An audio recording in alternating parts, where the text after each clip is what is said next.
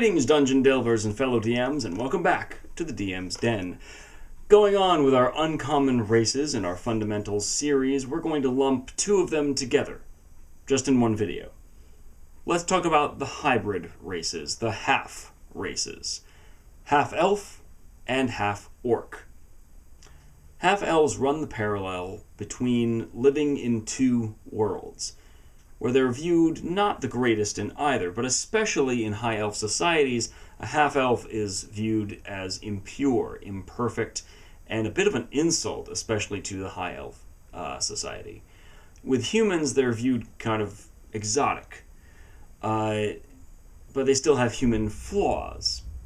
Half-elves get a +2 to their charisma score thanks to their elven grace, and +1 to any other 2 ability scores thanks to their human versatility. They're medium-sized creatures, so their speed is 30 feet, but they do enjoy Darkvision, as well as Fey ancestry, just like their elven brethren. So they gain advantage on saving throws against being charmed, and they cannot be magically put to sleep. You also gain skill versatility, so you gain proficiency in 2 skills of your choice, regardless of class.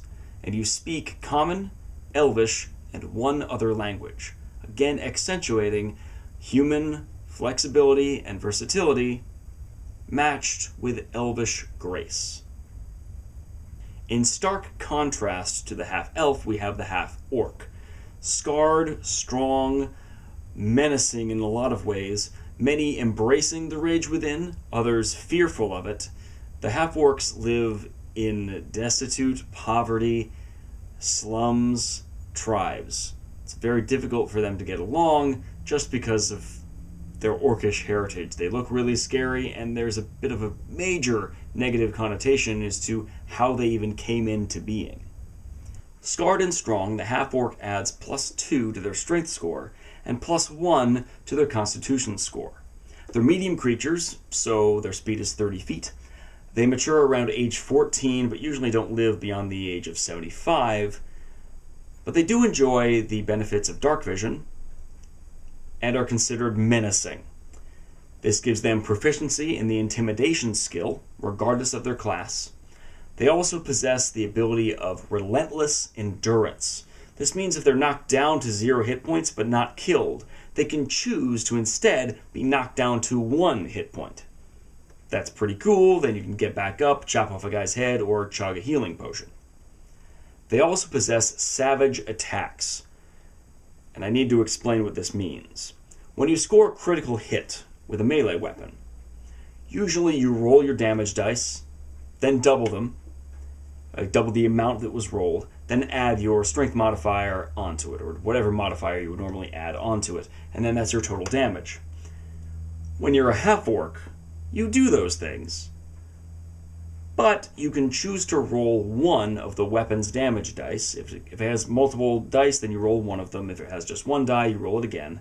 And you add this number to the extra damage on top of the critical hit. So for example, if I've got a greatsword, and I roll 2d6 damage, I roll my 2d6, whatever number that is, let's say it was 10, I double that to 20.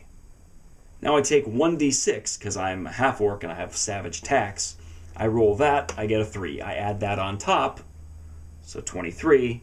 Now I add my strength on top of that. Strength modifier is +4, so now I have 27. Okay? So I add on just a little bit more to increase my damage. It's not broken, but it is still extremely powerful.